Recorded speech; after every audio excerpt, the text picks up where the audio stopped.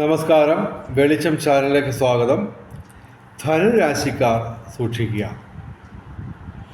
ഇത് 2025 ഒക്ടോബർ 27 തൊട്ട് ഡിസംബർ 5 വരെ പ്രധാനമായിട്ട് നമ്മൾ അല്പം ശ്രദ്ധിച്ച് കാര്യങ്ങൾ ശ്രദ്ധിക്കുക. അപ്പോൾ നിങ്ങൾക്കറിയാം, ധനുരാശിക്ക് 2025 ഒക്ടോബർ 18 വ്യാഴം ഡയറക്റ്റായിട്ട് പ്രതികൂലമായിട്ട് മാറി അവരുടെ 8ാം ഭാവത്തിൽ അഷ്ടമത്തിൽ വ്യാഴം വന്നു. അതുകൂടാതെ ഒക്ടോബർ 24 ബുധനും പ്രതികൂലമായിട്ട് വരുന്നു 12ാം ഭാവത്തിൽ വ്യയസ്ഥാനത്ത്. അതുകൂടാതെ ഒക്ടോബർ 27 ചൊവ്വയും ഡയറക്റ്റ് പ്രതികൂലമായിട്ട് 12ാം ഭാവത്തിൽ നഷ്ടഭാവത്തിൽ വരികയാണ്.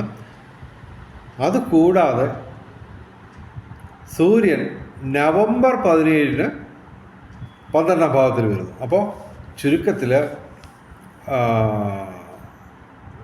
ഇപ്പോൾ ഈ കാലയളവിൽ പ്രത്യേകിച്ച് കൃത്യമായിട്ട് പറയുകയാണെങ്കിൽ ഒക്ടോബർ 27 മുതൽ 2025 ഒക്ടോബർ 27 തൊട്ട് ചൊവ്വയും കൂടി പ്രതികൂലമായിട്ട് വരുന്നു.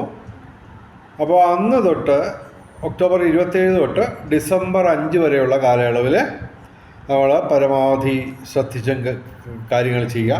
ധനുരാശിക്കാരെന്ന് പറയുമ്പോൾ നിങ്ങൾക്കറിയാം, മൂലം, പൂരാടം, ഉത്രാടം, ആദ്യപാദം. ഓക്കെ. അപ്പോൾ നമുക്കിവിടെ അനുകൂലമായിട്ട് നിൽക്കുന്നത്, ധനുരാശിക്ക് അനുകൂലമായിട്ട് നിൽക്കുന്നത് സർപ്പവും ശിഖിയും മാത്രമായിട്ട് ചുരുങ്ങുന്നു. ചന്ദ്രൻ്റെ കാര്യം ഞങ്ങൾ ഇതിനകത്ത് എടുത്ത് പറയുന്നില്ല. 2.25 ദിവസം കൂടുമ്പോൾ അത് മാറുന്നുണ്ട്. അത് ഞങ്ങളത് ഇവിടെ പ്രതിപാദിക്കുന്നില്ല. അപ്പോൾ ഡയറക്റ്റായിട്ട് അനുകൂലമായിട്ട് ഈ കാലയളവിൽ സർപ്പം അഥവാ രാഹു, അതുപോലെ തന്നെ കേതു അഥവാ ശിഖി, ഈ 2 ഗ്രഹങ്ങളാണ് പ്രധാനമായിട്ട് ഡയറക്റ്റായിട്ട് അനുകൂലമായിട്ട് വരുന്നത്. പിന്നെ ചന്ദ്രൻ അനുകൂലമായിട്ട് വരുമ്പോൾ 3 ഗ്രഹങ്ങൾ അനുകൂലമായിട്ട് വരും. പിന്നെ ശുക്രൻ പതുക്കെ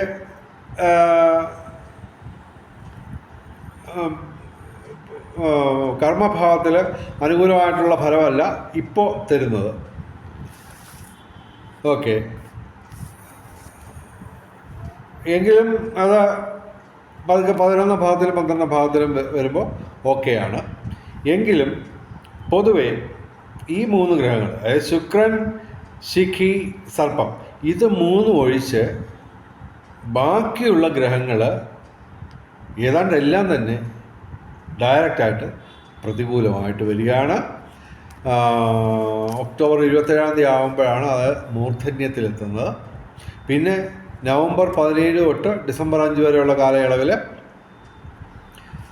സൂര്യനും ഡയറക്റ്റായിട്ട് പ്രതികൂലമായിട്ട് വരുന്നു. അപ്പോൾ ഏകദേശം ഏറ്റവും കുറഞ്ഞതൊരു 5 ഗ്രഹങ്ങൾ ഡയറക്റ്റായിട്ട് പ്രതികൂലമായിട്ട് വരികയാണ്.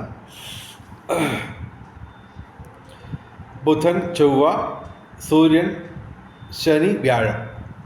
ഓക്കെ. അപ്പോൾ ഇത് അല്പം ശ്രദ്ധിക്കേണ്ട ഒരു കാര്യമാണ് ധനുരാശിക്കാർ.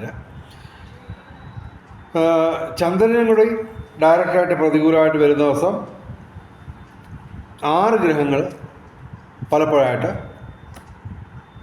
പ്രതികൂലമാണ്. എങ്കിലും ഏകദേശം ഒരു 5 ഗ്രഹങ്ങൾ ഡയറക്റ്റായിട്ട് പ്രതികൂലമാണ്, പ്രത്യേകിച്ച് ഒക്ടോബർ 27 തൊട്ട് ഡിസംബർ 5 വരെ.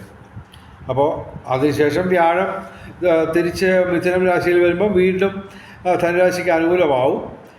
എങ്കിലും അതുവരെ നമ്മൾ കാര്യമായിട്ടൊന്ന് ശ്രദ്ധിക്കണം. ഞങ്ങൾ പറയുന്നത്, ശിവക്ഷേത്രത്തിൽ എല്ലാ ദിവസവും ദർശനം നടത്തണം.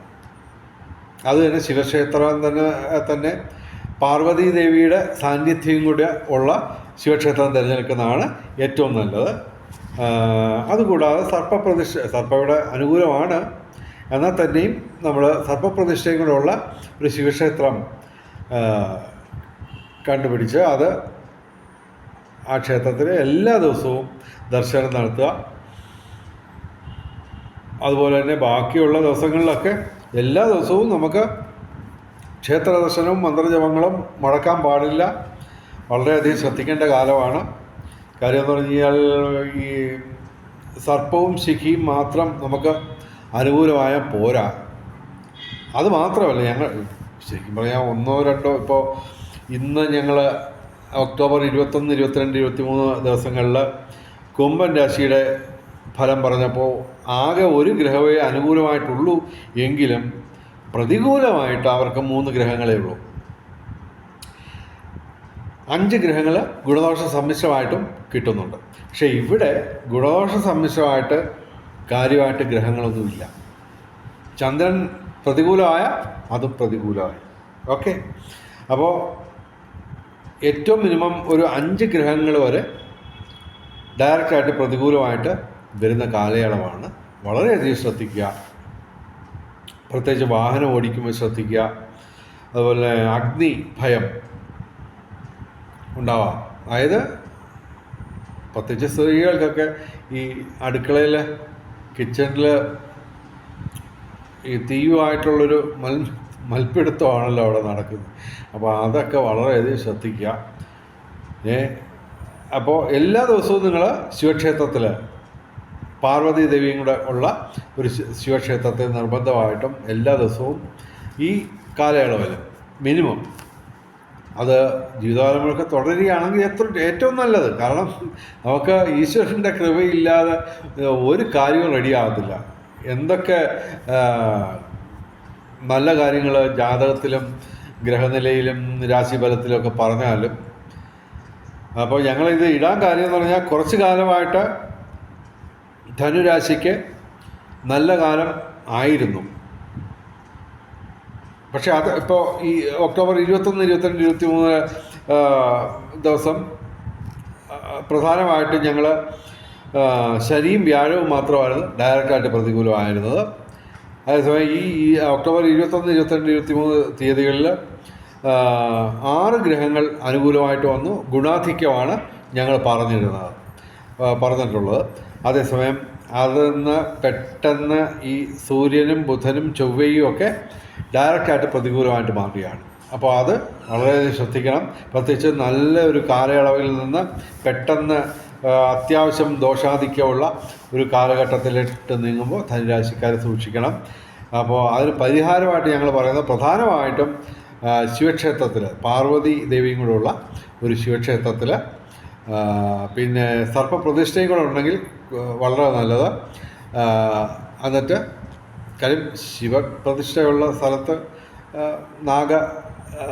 ഈ സർപ്പപ്രതിഷ്ഠയും കാണാൻ തന്നെയാണ് സാധ്യത.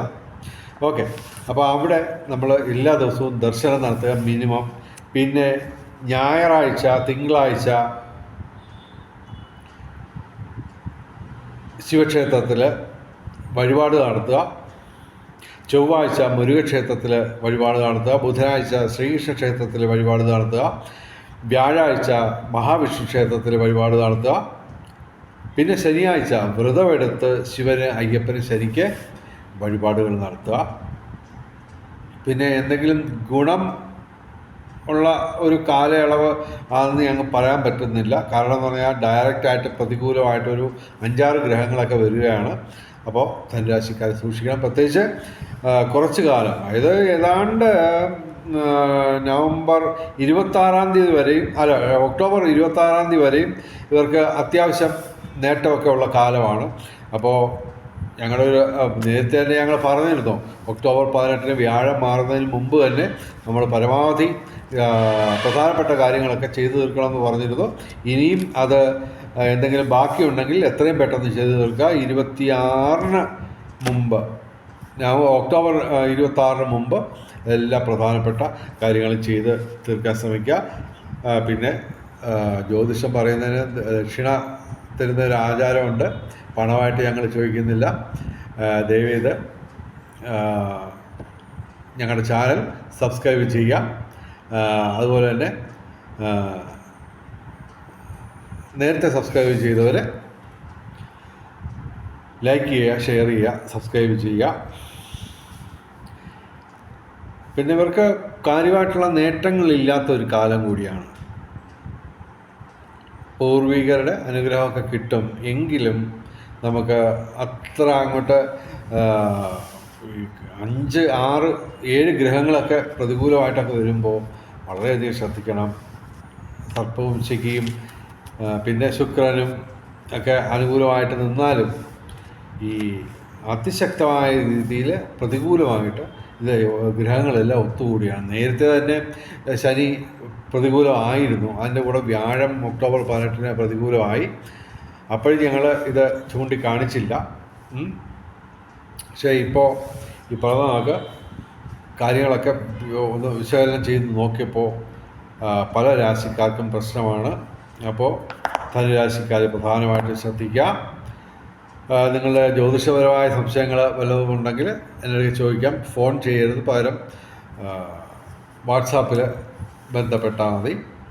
എൻ്റെ വാട്സാപ്പ് നമ്പർ 9847291363. എന്തായാലും ഈ ദുര്യോഗങ്ങൾ മാറാൻ മറ്റൊന്നുമല്ല, ഈശ്വരനുമായിട്ട് ചേർന്ന് നിൽക്കുക. മന്ത്രജപങ്ങൾ, ക്ഷേത്രദർശനം, ദാനധർമാദികൾ, അതുപോലെ തന്നെ കർമ്മത്തിൽ പാലിക്കേണ്ട വിശുദ്ധി, ഇതെല്ലാം പാലിച്ച് അനുഷ്ഠിച്ച് തീർച്ചയായിട്ടും നമുക്ക് ഈ അല്പം ദുര്യോഗമുള്ള സമയം നമുക്ക് ഏറ്റവും നല്ല ഒരു അത്യധികം ഗുണാധിക്യമുള്ള കാലയളവായിട്ട് നമുക്ക് മാറ്റാൻ പറ്റും. അത് തീർച്ചയായിട്ടും ഈശ്വരനായിട്ട് ചേർന്ന് നിന്നേ പറ്റത്തുള്ളൂ. എന്തായാലും എല്ലാ ധനുരാശിക്കാർക്കും വെളിച്ചച്ചാലിൻ്റെ മുഴുവൻ പ്രേക്ഷകർക്കും സർവകാര്യ വിജയം, സർവവിധ സൗഭാഗ്യം, രാജകീയ സുഖഭോഗങ്ങൾ, അപ്രതീക്ഷിത ധനലാഭങ്ങൾ, അപ്രതീക്ഷിത സൗഭാഗ്യങ്ങൾ ഇവ ഗുരുവായൂരപ്പൻ അനുഗ്രഹിച്ച് തന്ന് എല്ലാവരുടെയും ജീവിതത്തിൽ വെളിച്ചവും ഐശ്വര്യവും സമ്പൽ സമൃദ്ധിയും വന്നു ചേരട്ടെ എന്ന് പ്രാർത്ഥിച്ചുകൊണ്ട് വീഡിയോ അവസാനിപ്പിക്കുന്നു. നമസ്കാരം, ശുഭദിനം.